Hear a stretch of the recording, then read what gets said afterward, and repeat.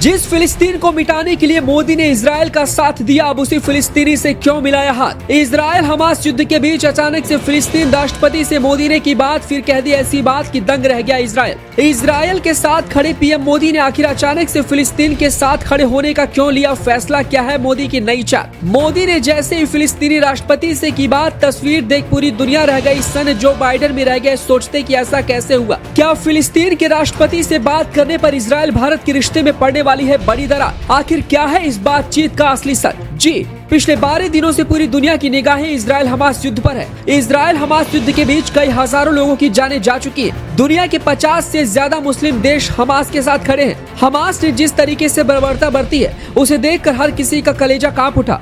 इस युद्ध की शुरुआत हमास ने की थी, लेकिन उसके बाद इजराइल ने जिस तरीके से हमास पर अटैक किया है और गाजा पट्टी को जिस तरीके से तहस नहस किया है, उसने इजराइल की ताकत को पूरी दुनिया के सामने दिखा दिया। इस हमले में पीएम मोदी ने इजराइल का भी समर्थन किया है। अमेरिका भारत के साथ दुनिया के ज्यादातर बड़े ताकतवर देश इजराइल के साथ खड़े हैं, लेकिन इस बीच पीएम मोदी की एक हैरान कर देने वाली तस्वीर सामने आई है, जिससे पूरी दुनिया दंग रह गई है। इस युद्ध में इजराइल के साथ खड़े प्रधानमंत्री मोदी ने फिलिस्तीन के राष्ट्रपति से बात की है। मोदी की फिलिस्तीनी राष्ट्रपति से बात की खबर जैसे ही दुनिया में फैली, वैसे ही अमेरिका, ब्रिटेन और कई बड़े देश मोदी के इस फैसले पर सने रह गए। हर कोई ये सोचने लगा कि भाई मोदी ने आखिरकार अचानक से फिलिस्तीन के राष्ट्रपति से क्या बात की है, कि अचानक से ऐसा क्या हुआ और किसके दबाव की वजह से मोदी को फिलिस्तीन के राष्ट्रपति से बात करनी पड़ी। दरअसल इजराइल हमास युद्ध के बीच पीएम मोदी ने फिलिस्तीनी राष्ट्रपति से गाजा के अल अहली अस्पताल पर हुए हमले पर अपनी शोक संवेदना व्यक्त की। पीएम मोदी ने फिलिस्तीनी राष्ट्रपति महमूद अब्बास से बातचीत में कहा कि इस युद्ध में भारत फिलिस्तीनी लोगों के लिए मानवीय मदद जारी रखेगा, लेकिन मोदी ने क्षेत्र में आतंकवाद,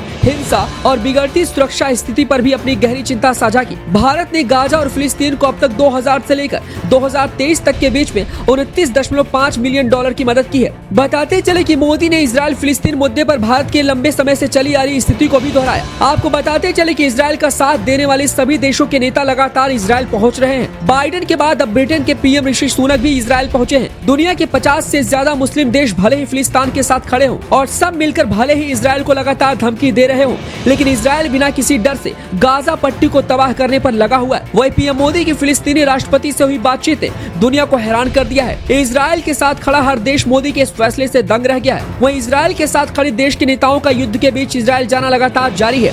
इस बीच अब हर किसी की नजर मोदी पर है कि क्या मोदी इस युद्ध के बीच में इजराइल जाएंगे या फिर नहीं। बताते चले कि दोनों देशों के बीच जारी युद्ध में अब तक 3785 फिलिस्तीनियों की मौत हुई है, जिनमें 1524 बच्चे, 1000 महिलाएं और 120 बुजुर्ग शामिल हैं। इसके अलावा 12493 लोग घायल भी हुए, जिनमें 3983 बच्चे और 3300 महिलाएं शामिल हैं। वहीं गाजा में 4 भारतीय भी फंसे पड़े हैं, जिन्हें निकाल पाना काफी मुश्किल लग रहा है। वहीं मोदी की बात की जाए तो इस वक्त में ऐसी खबर आ रही है कि चारों भारतीयों को सुरक्षित निकालने के खातिर मोदी ने एक बड़ी चाल चली हो, और यही वजह हो सकता है कि मोदी को अचानक से फिलिस्तीनी राष्ट्रपति से बात करने पर मजबूर होना पड़ा हो, क्योंकि मोदी की चाल को समझ पाना किसी के बस की बात नहीं है। ये बात हम सब जानते हैं। फिलहाल मोदी के फिलिस्तीनी राष्ट्रपति से हुई बात पर दुनिया के कई बड़े देशों का और इजराइल का क्या रिएक्शन आता है, ये देखने वाली बात होगी।